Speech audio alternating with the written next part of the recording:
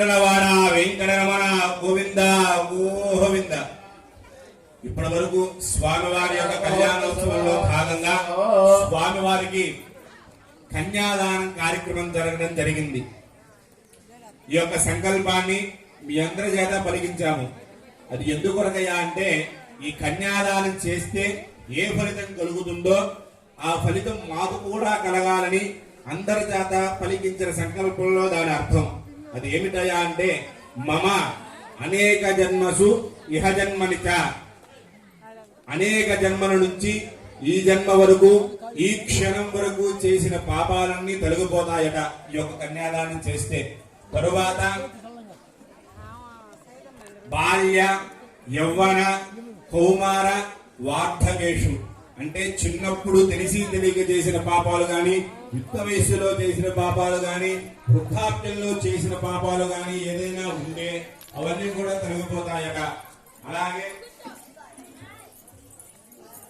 ఆవృత్త అనావృత్త మహాపాతకాది సమస్త దురిత క్షయార్థం అనేటువంటి పాపాలన్నీ తొలగిపోతాయట. దశ పూర్వేష దశ అపరేష అంటే ఈ యొక్క కన్యాదానం చేస్తే మన యొక్క పైన 10 తరాల వాళ్ళు కింద 10 తరాల వాళ్ళు చేసిన పాపాలన్నీ తొలగిపోయి ఎవరైనా మన పూర్వీకులు నరకంలో కొట్టుబిట్టాడుతుంటే వారికి తక్షణమే మోక్ష ఫలాన్ని ప్రసాదిస్తారట ఈ యొక్క కన్యాదానం చేస్తే. తరువాత ఆమోద ప్రమోద సమ్మోద వైకుంఠాఖ్య లోకాన్ని ప్రసాదిస్తారట. అలాగే మనందరికీ తెలుసు పూర్వకాలంలో రామచంద్రమూర్తి అలాగే దశరథ మహారాజు కూడా అశ్వమేధ యాగాన్ని చేసి ఉన్నారు. కానీ ఈ కలియుగంలో అటువంటి యాగం చేసేటి అధికారం మనకి లేదు. అయినా ఆ యొక్క ఫలం కావాలి అంటే ఏం చేయాలి అంటే కలియుగంలో కన్యాదానం చేసినటువంటి ఫలితాన్ని 100 అశ్వమేధాలు చేస్తే ఏమైతే ఫలం మనం పుణ్యం మన ఖాతాలో పడుతుందో అటువంటి ఫలాన్ని ఒక్క కన్యని దానం చేస్తే మనకి ఆ భగవంతుడు ప్రాప్తి చేస్తారట. అంతేకాకుండా రౌరవాది నరకాల నుండి మనందరికీ విముక్తి కలిగిస్తారట. అటువంటి మహత్కార్యాన్ని మనం ఈ సంవత్సరం సాక్షాత్తు రామచంద్రమూర్తికి సీతామ్మవారిని కన్యాదానం చేసి మనందరం కూడా పొందామని ఒక్కసారి గోవిందనామ స్మరణని పెద్దగా బిగ్గరగా స్వామివారికి సభక్తి పూర్వకంగా తెలియజేసి తరువాత కార్యక్రమాన్ని ప్రారంభం చేసుకున్నాము. ఏడుకొండలవాడ వెంకటరమణ గోవింద గోవింద. మా ఇంతమంది ఉన్నారు, ఎవరు కూడా కనీసం నోరు తెలిసి భక్తితో స్వామివారి నామాన్ని పలకట్లేదు. నామోషి వద్దండి, స్వామివారు మనందరినీ చూస్తూ ఉంటారు. ఇంతటి ఎండలో ఇంత కష్టపడి మనందరూ ఇక్కడ ఎందుకు వచ్చాము? స్వామివారి కళ్యాణాన్ని తిరిగించి స్వామి యొక్క కృపను పొందడానికి వచ్చాము. దానికి నిదర్శనంగా ఒక్కసారి గట్టిగా స్వామివారికి వినిపించే విధంగా, అయ్యా ఇంత ఎండలో మేమందరం మీ యొక్క కరుణ కోసం ఎదురు చూస్తున్నాం, ఒక్కసారి మమ్మల్ని కరుణించండి భక్తితో గోవిందనామాన్ని చెప్పి మిగిలిన కార్యక్రమాన్ని ప్రారంభం చేసుకున్నాం. ఏడుకొండలవాడ వెంకటరమణ గోవింద గోవింద. గ్రామ భక్త ప్రజానికి ఏమనుకోవద్దు, చిన్న విజ్ఞప్తి. ఇప్పుడు ఆ స్వామి అంటే కనీసం భగవంతుడి దగ్గరికి వచ్చి నామోషి పట్టమేదనేది అర్థం కావట్లా మాకు కూడా. ఎందుకంటే నేను చిన్నప్పటి నుంచి చూస్తున్నాను, గుళ్ళోకి రావడానికి నామోషి అవుతారు, దేవుడికి దండం పెట్టుకోవడానికి నామోషి పడతారు. దానికి ఏదో అసలు నాకంత రాత్రి చూశాను, 2 రోజులు ఊరేగింపులో చూస్తున్నా. కనీసం మామూలుగా విజ్ఞప్తి చేస్తున్నాం, మీ అందరూ తెలుసుకుంటారంటే ఇంకా మనం పాతకాలంలో వెనకటి ఏదో మన గుడికి పోతే ఏదో డబ్బులు ఇవ్వాలి దక్షిణ ఇవ్వాలి అనే భావనని తొలగించుకోండి. మనస్ఫూర్తిగా భగవంతుని ధ్యానం చేసుకోవడం, మనస్ఫూర్తిగా భగవంతుని ఆరాధన చేయడం చేయండి. మన కష్టాలను తొలగించేవాడు భగవంతుడు సర్వాంతర్యామి, మనల్ని మించినటువంటి దైవం ఆ శ్రీమన్నారాయణుడు. అంటే 2 రోజులు చూస్తున్నా, ఏ విషయం చెప్తాను అనుకుంటే చెప్తాను వినండి. అంటే ఎవరన్నా అపార్థం చేసుకున్నా కూడా ఇబ్బంది ఏం లేదు. కాకపోతే ఇవాళ కాలంలో మీరు హైదరాబాద్ సిటీలో అమెరికాలో కూడా చూడండి, బ్రహ్మాండంగా భగవంతుని దేవాలయాలు లక్షల కోట్లు పెట్టి కట్టి ఐఏఎస్ ఆఫీసర్లు పిఎం సీఎం లాంటి వాళ్ళు మోడీ కూడా మీరు యూట్యూబ్ లో వచ్చింది. ఒకప్పుడు 20 రోజులు అంటే ఏమి తెలియదు స్వామి అంతా మీరేం చెప్తే అదే చేసామనుకున్నారు. మనం చూసాక కాశీలో బ్రహ్మాండంగా ఆవిష్కరిస్తే పిఎం మోడీ గారు వెళ్ళి స్వయంగా అభిషేకం చేశాడు. ఆయన నామూషి పడ్డాడు, నేను పిఎం నేనేంది అభిషేకం చేసేదని. ఒక్కడి మానవులంతా తెలుసుకొని మన మంగమూరు గ్రామంలోనే చూస్తున్నాను నేను. ఈ మధ్యకాలం కొత్తగా దేవుడు ఊరేగింపుకు వస్తున్నాడు. కనీసం పెద్దవాళ్ళు ఉన్నారు, 60, 70, 80 ఏళ్ళ వాళ్ళు కూడా కూర్చున్నారు. అరుగుల మీద కూర్చున్నారు. ఒక్కళ్ళు కూడా లేచి ఒక దేవుడికి భగవంతుడు నమస్కారం చేస్తామని కానీ లేదు. మనకంటే సార్వభౌముడు భగవంతుడు పెద్దవాడు వస్తున్నాడు, అంత మహానుభావుడు, మనల్ని రక్షించే పరమాత్మ. సంవత్సరానికి ఒకసారి గ్రామంలో అంత లక్షలు ఖర్చు పెట్టి ఇంత తినాలు చేస్తున్నామే, ఇంత బ్రహ్మోత్సవాలు చేస్తున్నామే. ఒక నమస్కారం చేయలేని ఆ కృతజ్ఞతా భావనతో మనకి జన్మించాడు, ధనం ఇచ్చాడు, సంపదించాడు, ఆహారం ఇచ్చాడు, ఈ ప్రకృతి ప్రపంచ సమస్తమైన ఇవన్నీ ఇచ్చాడు. ఇంత ఇచ్చి అనుభవిస్తూ ధనము, సంపదలు, వస్తువు, సంభారాలు, ఇల్లు, వాకిలి, గృహము, పూర్వజన సుకృత రూపేణ వ్యాధి రూపేణ పీడితామన్నారు. పూర్వజన సుకృతలు చేసిన పాప పుణ్యాల ఫలితాలను బట్టి గృహము, సంపద, ధనము, భార్య, పిల్లలు, సత్సంతాలు ఇవన్నీ కలుగుతాయి. కొంతమందికి కావాల్సిన పిల్లలు ఉంటారు, కొంతమందికి అసలు పిల్లలు ఉండరు. ఆలోచించుకోండి. కొంతమంది ధనం బాగా ఉంటుంది, కొంతమందికి అసలు ఉండదు. అనుభవిస్తా ధనవంతులకు అనుభవిస్తా అంటే ఆరోగ్యం ఉండదు. లేని వారికి కడుపు నిండా అన్నం తిందామంటే వాడికి అన్నం ఉండదు. ఎంత ఇవన్నీ మనం మామూలుగా ఆలోచిస్తే మీకు అందరికీ దీనంతా మార్గం భగవంతుడు ఎవరు వెనకాల ఎవరు అయ్యారంటే భగవంతుడు సాక్షాత్ శ్రీమన్నారాయణుడు. అంతలో మహానుభావుడు వస్తుంటే ఊరేగింపుకి ఒక్కరు కూడా లేచి కనీసం నమస్కారం చేసుకుందాం లేదు, దండం తీసేది కనీసం 2 చేతులు కూడా రాలేమేమో. ఒక కృతజ్ఞతా భావన లేచి నిలబడదామనే భావన కూడా లేదనంటే నాకు చాలా విచిత్రంగా వింతగా అనిపించింది. మీరు సిటీల్లో మోదీ గురించి చెప్పారు, సిటీలో 2 ఐఏఎస్ ఆఫీసర్లు కూడా ఊరేగింపు చేస్తామంటే దేవుణ్ణి నేను మోస్తానండి, నేను మోస్తానని పరిగెత్తుకుంటూ పంచలు కట్టుకొని వాడు యొక్క ఐఏఎస్ ఆఫీసర్లు వాళ్ళ సెక్యూరిటీని పక్కన పెట్టి మహామహులు ఐపీఎస్ ఐఏఎస్ క్యాడర్లు కూడా వచ్చి దేవుణ్ణి మోస్తుంటారు. మీరు గమనించారో లేదు? అందరికి భగవంతుడు సాక్షాత్ ప్రపంచం సంబంధించిన శ్రీమన్నారాయణ మనం పరిరక్షిస్తుంది. ఆయన నమస్కారం చేయడానికి మనకు కృతజ్ఞత అంటారు. దాన్నే మనకి జన్మించాడు. 84 లక్షల జన్మలు ఎత్తి ఎత్తి ఎత్తి ఎత్తి మానవ జన్మ చాలా ఉత్తమోత్తమైనటువంటిది. అన్ని జన్మల్లో కల్లా మానవ జన్మ. ఈ జన్మలో పాపపుణ్యాలు ఏమి చేసుకుంటా బ్యాంకు ఖాతాలో నువ్వు ఎక్కడ డబ్బు పేర్చుకుంటావు ఆ ఖాతాలో పేర్కొనిపోతాయి. అందువల్లే మరుజన్మలో ఈ జన్మలో చేసుకున్న పాపపుణ్యాలు మరుజన్మలో ఆయన మరుజన్మలో నాకు ఎందుకు స్వామి అనుకుంటారు. జన్మ రాహిత్యం కలగాలి. ఎప్పటికీ జన్మలు ఎత్తుతూ ఎత్తుతూ కుక్క జన్మ ఆ జన్మ ఈ జన్మ ఎత్తి చివరికి భగవంతుడు మానవ జన్మ ఇచ్చాడు. అందులో అన్నిటికంటే ఉత్తమోత్తమైన జన్మ. ఈ జన్మలో చేస్తున్న పుణ్యఫలాన్ని బట్టే భగవంతుడు మనకి మోక్షాన్ని ప్రసాదిస్తారు. అందువల్ల మానవులు చూస్తున్న కనీసం భగవంతుడు వచ్చాడు. మీరు మనందరికీ తెలుసు, ఒక ఎమ్మెల్యేలో ఎంపీలో ఆఖరికి చిన్న చిన్న వారి కార్పొరేటర్లు వచ్చినా కూడా లేచి పరిగెత్తుతుంటారు, వాళ్ళ వెనకాల నమస్కారం చేస్తుంటారు.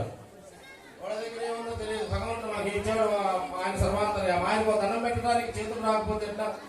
కృతజ్ఞత కోరి కనీసం లేచి నిలబడలేకపోయినారు అని నేను చూస్తున్నా. 3 రోజులు దేవుడు ఊరేగింపుకు వస్తుంటే భగవంతుడు వస్తుంటే మరీ ముసలి వాళ్ళై నడవలేము స్వామిని లేవలేమంటే ఎవరెవరు సత్యనారాయణ వ్రతాలు చేసుకుంటున్నారు. అందరికీ ఇప్పుడు కాలంలో వెనకటి కాలంలో మీదే బ్రాహ్మణం చేసేది అంతా మీ వ్యాపారాలు చేసేది అవి చేసేది ఇవి చేసేది అంతా వాపోతున్నారు మా మీద యూట్యూబ్లో కూడా ప్రపంచం అంతా. ఏం మేము అందరికి నేర్పించి తెలియజేసాం తప్పు అది. అందువల్ల యూట్యూబ్లో వీళ్ళు చూస్తున్నారు సత్యనారాయణ చేసి ఎందుకు చేయాలా, సత్యనారాయణ చేసే కథ ఏంది, దాంట్లో భగవంతుడు ఏం చెప్పాడు, ఏం చేయాలా అనేది చేస్తున్నారు. ఏ ఆయన నీకు సంతానం ఇచ్చాడు, లేదా ధనం ఇచ్చాడు, సంపదించాడు, కృతజ్ఞత కొబ్బరికాయలు ధనం పెట్టుకోమని చెప్పాడు. భగవంతుడు ఏమైనా మనల్ని నీకు లక్షలు రాసిపోయమని చెప్పలేదు. భగవంతుడు బంగారం కాసులు పోయమని చెప్పలా. అసలు పోసిన భగవంతుడు స్వీకరించాడు. భగవద్గీత ప్రతి ఒక్కరింట్లో పెట్టుకోండి. రోజు ఒక శ్లోకం 5 నిమిషాల టైం ఉండదు ఆ మానవుడికి. పొద్దున స్నానం చేసామా, 2 నిమిషాలు దీపం వెలిగించాము, అగరబత్తి, పెద్ద పూజలు పురస్కారాలు గంటలు గంటలు ప్రార్థన చేసి కొంతమంది అంటారు అప్ప మేము ఇవాళ స్వామి పొద్దు నుంచి గంటల సేపు ఇంత పూజ చేసామంటారు. మనసు ఉండాలి అక్కడ. మనసు భావం లేకుండా ఎంత పూజ చేసినా శూన్యం అనమాట. అందువల్ల మనసును భగవంతుడు అర్పించమన్న శ్రీకృష్ణ భగవద్గీతలు ఏం చెప్పాడు? రోజు ఒక శ్లోకం చదివితే 2 నిమిషాలు కూడా పట్టదు. అసలు శ్లోకం 2 నిమిషాలు పట్టదు. అలా సంవత్సరం పాటు పుస్తకం పూర్తవుతుంది. మళ్ళీ మన జీవితం ఎంత ఉంటుంది? ఒక 50 ఏళ్ళు 30 ఏళ్ళు 70 ఏళ్ళు ఉంటుంది. జీవితంలో ఎన్నిసార్లు చదవద్దు భగవద్గీత? ఎంత జ్ఞానం కలుగుతుంది? మనం ఏం చేయాలి, ఎందుకు వచ్చాం ఈ భూమి మీదకి, ఎందుకు ఈ ప్రపంచంలోకి వచ్చాం, మనం ఏం చేస్తే మోక్షం వస్తుంది? సంపాదించావు లక్షల కోట్లు, దానాధర్మం చేస్తే రూపాయలు 2 పైసలు దానాధర్మం చేయండి. లేకపోతే అన్నం లేని వాడికి అన్నం పెట్టండి, భోజనం లేని వాడికి భోజనం పెట్టండి. దేశాన్ని వచ్చిన వాడికి భగవంతుడు అదే చెప్తాడు. ఏ రూపంలో ఎప్పుడు ఎవరికి సాక్షాత్కరిస్తారో తెలియదు భగవంతుడు. మన ఇంటికి వచ్చిన అడుగునే వాడికి లేదు అనవాకండి. ఎందుకంటే లేదు అని అంటే లేదు లేదు అనుకుంటే పైన అసలే దేవతలు ఉంటారు, లేకుండానే పోతుందని పెద్దలు చెప్తుంది వాళ్ళు. అందువల్ల ఎప్పుడు లేదనవాకండి. ఉంటే పెట్టండి, లేకపోతే ఆయన పక్కింటికి పోయారని చెప్పండి. వెనకటి రోజుల్లో అడిగాము మా ఇంట్లో కూడా తెలుసు, మనూళ్ళలో కూడా తెలుసు. అందరూ అయ్యా మా ఇంట్లో ఎవరన్నా అతిథులు వస్తే గెస్ట్లు వస్తే ఊళ్ళో భోజనం అప్పుడు రోజులు ఈ హోటల్స్ ఇవన్నీ ఉండేవి కానీ పలాంటి ఆచార్య గారింటికి వెళ్ళండి ఆ ఇస్తరు దొరుకుతుందని ఆవిడ ఇస్తరు ఇచ్చినా కూడా పుణ్యమేట, ఆ ఇల్లు పెట్టే ఇల్లు చూపించినా కూడా పుణ్యమేట, మనం పెట్టలేకపోయినా. అంత మహత్తరమైన భగవంతుడు ఎన్నో గొప్ప అవకాశాలు ఇచ్చారు మనం మారడానికి, మనం మోక్షాన్ని కలిగించడానికి, మనం భగవంతుడు మనం నిజేయడానికి. అందువల్ల భగవంతుడు ఎప్పుడు ఎక్కడ ఒకటే మార్గం చేస్తారు. మీరు మాకు డబ్బులు ఇవ్వకపోయినా లక్షల కోట్లు ఎక్కడ ఎవరికి ఏం దారాధర్మం కూడా చేయలేదు. భగవంతుడు ఎందుకు కృతజ్ఞతా భావాలతో ఈ ప్రకృతి ప్రపంచం సమస్తం ఇచ్చి ఒక్కసారి కన్ను తెరిస్తే ఏమవుతుందో మనకు తెలిసి ప్రళయం వస్తే వర్షం ఎక్కువ పడ్డా మనం భరించలేము, ఎండ ఎక్కువ వచ్చినా భరించలేము. ఏది సమానంగా ఉంటేనే భరిస్తాం. రాత్రి పగలు చీకటి వెన్నెల వర్షము కాలము మొత్తం, అవునా? ఏది ఎక్కువ అయినా భరించగలమా? అమ్మో నాయన వర్షం తెగబడిపోతుందో, నెల రోజులు మురికి వారంలో వరదలు వచ్చేస్తాయని భయపడతాం. పడకపోయినా ఎండాకాలం ఇదైపోతుంది. ఇందువల్ల ఈ భగవంతుడు మనల్ని మించిన శక్తి ఏదో ఉంది, ఆ శక్తి అయిన భగవంతుడికి కృతజ్ఞతా భావనగా ఉంది. ఒకటి మాత్రం నమస్కారం భగవంతుడు చేసుకోండి.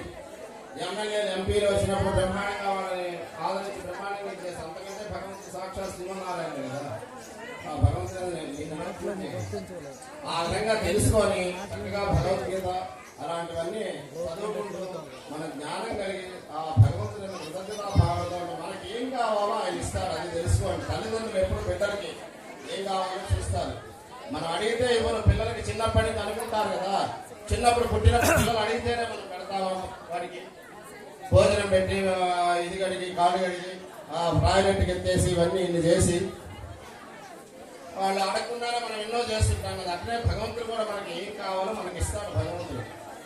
అందువల్ల ఆ విధంగా ఎప్పుడు భగవంతుడు ఎల్లవేళలా కనీసం రోజుకు ఒక 18 సెకండ్స్ అయినా భగవంతుని మనసు నిలిపి ప్రార్థన చేసుకోండి. బయటికి బహిరంగంగా చేరాలని మనసులో అయినా. ఈరోజు మన యొక్క సీతారామస్వామి వారి కళ్యాణ మహోత్సవ సందర్భంగా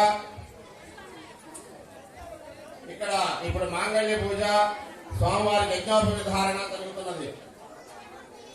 లోక కళ్యాణార్థం చేస్తుంటామని చెప్తుంటాం. మా భగవంతుడి కళ్యాణం లోక కళ్యాణార్థం చేస్తుంటాం. మన కళ్యాణం మన కోసం చేసుకుంటాం. కనుక ఆ లోక కళ్యాణార్థం చేసే మాంగళ్య పూజలో భాగంగా ఈరోజు అమ్మవారికి సమర్పించిన బంగారు చేను, 2 మాంగళ్యాలు తీసినటువంటి భక్తులు మానినేని సుశీల గారు, వేణుగోపాల్ గారు. వారు బొంబాయిలో ఉంటారు. ఇక్కడ మన అల్లూరు వారి యొక్క కుటుంబం, వారి ఇంటి ఆడవచ్చు. వారు అమ్మవారికి ఒక 10 ఏళ్ల క్రితం 7 ఏళ్ల క్రితం బంగారు చైను పర్మనెంట్ గా అమ్మవారికి చైన్ ఇచ్చేశారు. బంగారు చైను 2 మాంగళ్యాలు. అదేవిధంగా అసలు మీ అందరికీ తెలుసో తెలియదు, అప్పుడు కాలంలో మన భగవంతుడు అల్లూరు వారికి కొంత భాగం దేవాలయానికి ఇచ్చి పోషించమని ఇచ్చారు. అందులో అర్చకులకి అందరికి ఇచ్చారు. దాంట్లో భాగంగా ఆ వైరుముడిని చూడండి. ఇంతకాలం కూడా జనానికి తెలిసింది. రాత్రి ఒక ఆమె అడిగింది, స్వామి బంగారపు చేతులు బంగారపు ఎప్పుడు పెట్టుకునే ఉంటాను. వస్తాను 128 గ్రాములు ఒక మన నల్లూరు వారి కుటుంబంలో ఒక ఆవిడ గాజులు అవి అప్పటికప్పుడు తీసి ఇచ్చేసింది స్వామికి. అది బంగారపది అందరికి ఎప్పుడు పెట్టుకుంటాం ఏదో అనుకుంటుంటారు. అందుకని ఆ కొంచెం స్వామి అనుకుంటారేమో. మాదే రోడ్డు గోల్డ్ అయితే బాగా తోలితే ఇంకా బంగారం కంటే ఎక్కువ మెరుస్తుంది. బంగారం కాబట్టి మేము తోవలేక పెట్టేవారు దాన్ని అప్పుడు పాలిష్. ఈ అమ్మవారికి పెట్టినటువంటి కిరీటం చూడండి, ఇది కూడా ప్యూర్ బంగారం అనమాట. ఈ రోజు కొనాలంటే లక్షల్లో ఉంటుంది కిరీటాలు. అట్లనే అమ్మవారికి అప్పట్లోనే కాసులు పేరు ఇచ్చారు. అప్పట్లో బంగారం వడ్డాణం చేయించారు మనోళ్ళు భద్రాచలం లాగా. అదేవిధంగా నిన్న గరుడ సేవకు పెట్టాము, చూసే ఉంటారు. మన రాత్రి గరుడ సేవకు అభయస్తాలు ప్యూర్ బంగారం అనమాట. ఆ విధంగా అప్పట్లోనే మన రామాలయానికి ఎంతో మంది దాతలు నల్లూరు వారి కుటుంబం నుంచి ఎంతో బంగారం సంపద ఎంతో ఇచ్చున్నారు. అట్లనే ఊళ్ళో కూడా అవకాశం ఇస్తే ఇస్తారు అని తెలుసుకొని వారు కూడా అందరికీ భక్తులకు కూడా అవకాశం ఇవ్వడం జరుగుతున్నది.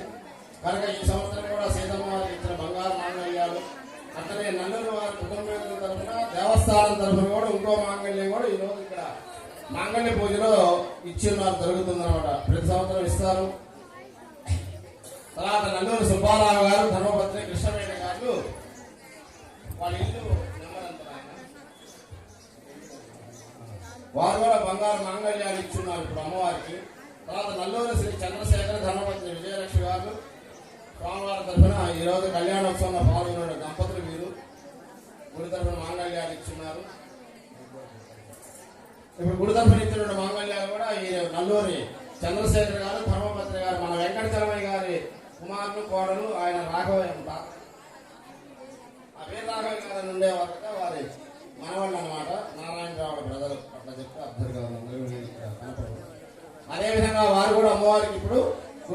ఇచ్చిన మాంగళ్యం బంగారు మాంగళ్యం ఇచ్చున్నారు అనమాట. అదేవిధంగా స్వామివారి నూతన వెండిది యజ్ఞోపేతం ఇచ్చిన భక్తులు మరియు మెట్టలు పిల్లలు ఇచ్చిన భక్తులు వీరి పేరు గోత్రం ఇవ్వాల. ఎందుకో తెలుసా అండి, మనందరం అనుకుంటా టౌన్లో పోతుంటారు, సిటీలలో చూస్తున్న హైదరాబాద్ బ్రహ్మాండంగా గోడల మీద ఎక్కడ పెట్టినా ఎవరిని పలాని పేరు పలాని ధర్మపత్ని కుమార్తెలు అని పేర్లు వేస్తుంటారు, వేయించుకుంటారు కావాలని. మీరు ఎందుకు ఇవ్వలేదు చెప్పండి, అడగండి. మీ అందరికీ ఏం తెలుసో చెప్పండి. కూతురుడు భక్త మహాశయునికి దానం ఎట్లా ఉండాలి? దానం చేస్తే గుప్తంగా ఉండాలట. కుడి చేతితో దానం చేస్తే ఎడం చేతితో తెలియకూడదు, ఎడం చేతితో దానం చేస్తే కుడి చేతికి తెలియకూడదు. అది దానం అంటే. అంతేగాని మా పేరు బ్రహ్మాండంగా పెద్ద అక్షరాలు చెక్కారా స్వామి, పెద్ద గోల్డ్ కలర్ పెయింట్ వేసారా, లేకపోతే అక్కడ మా కుమారులు మనవాళ్ళు ముది మనవాళ్ళు అన్నీ చెప్తుంటారు గుళ్ళోకి వచ్చి 100 పేర్లు. అది కాదు సాంప్రదాయం. దానం గుప్తంగా ఎవరు మనం ఏం దానం చేశామో తెలియకుండా ఉండేటువంటి వాళ్ళే గొప్ప దానవంతులు. ఈ రోజున స్వామివారికి వెండి యజ్ఞోపేతం చేయించారు 50,000 పెట్టి, వాళ్ళ పేరు ఊరు ఇవ్వాల. వద్దండి భక్తులని చెప్పండి అన్నారు. అదే విధంగా అంత మహత్తరమైనటువంటి భగవంతుడు ఏ దానం చేసినా గుప్తంగా ఉండాలి.